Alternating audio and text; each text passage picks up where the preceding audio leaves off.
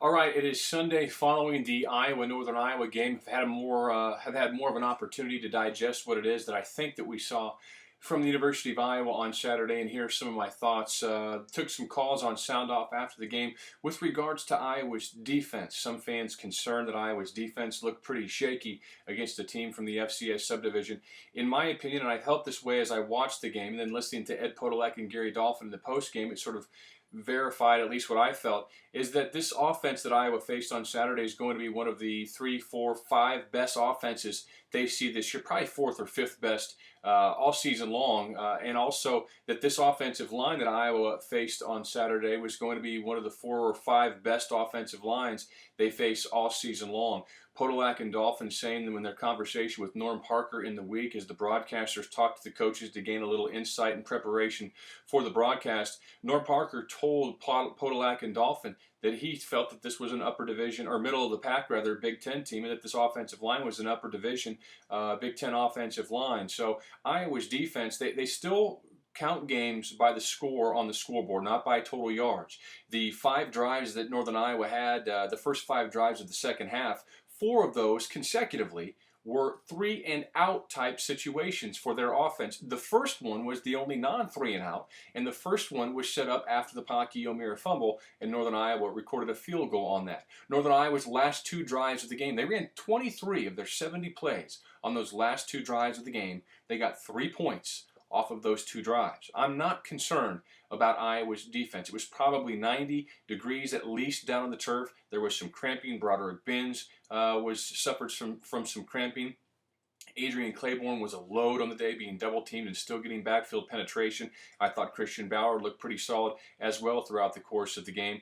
I really feel fine about Iowa's defense, and I don't think that Greg Castillo or Lowe were picked on too much, opposite of Amari Spivey, who probably stood out more than any other Iowa player yesterday outside of Tony Moyaki. On the offensive side of the ball, Iowa's interior, part of their offensive line, didn't do a great job. They had an up-and-down game. Average would probably be a nice way to put it. Next week, look for Kyle Callaway to come back at right tackle. Look for Dace Richardson, who played every snap, which is an amazing thing in and of itself, to move over to left guard or right guard. I'm guessing left guard for this game. And then Julian Vandervelde will be worked in over the course of the next 3 weeks. So 2 of Iowa's 3 best offensive linemen on the team this year were not in the game yesterday, or rather Saturday, against Northern Iowa. Depends on when you're watching this video. Tony Moyaki, 10 catches. The most catches he's ever had in a season is 14. So 4 more, and he's tied that mark. He's definitely going to be a go-to guy and playing the way that I've known he could play since I watched him in high school at the U.S. Army American Bowl down in San Diego in January of 2005. Running back, I don't know that Paki-O'Meara is a Big Ten running back. I think Adam Robinson shows some upside. Get Jeff Brinson back a little more healthy this week. Get him into the mix against Iowa State. That's definitely something Iowa will need going forward, because the running game, their passing game is set up by their running game.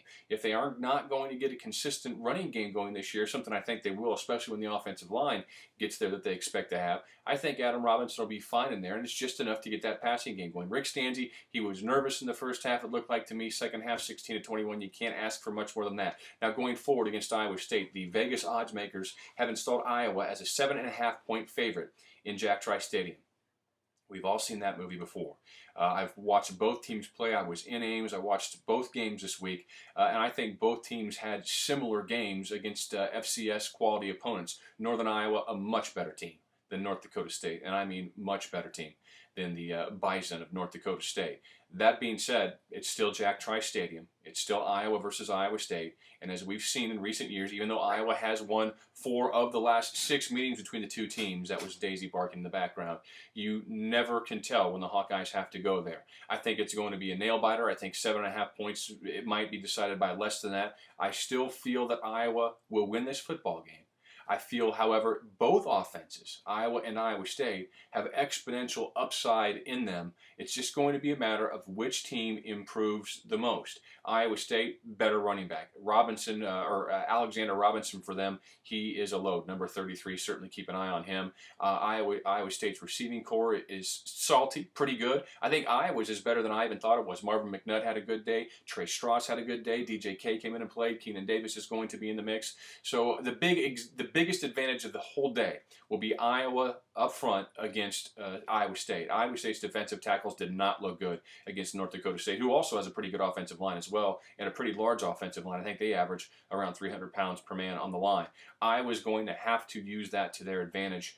But as we've seen in the past when Iowa has had an advantage there, Iowa State likes to blitz, stack the box. It's just a matter of, is Iowa going to be able to make them pay this year? We'll have a scoring prediction coming up on Wednesday on 1040 WHO for the Hawkeye Nation Radio Hour. That's when we'll roll that one out.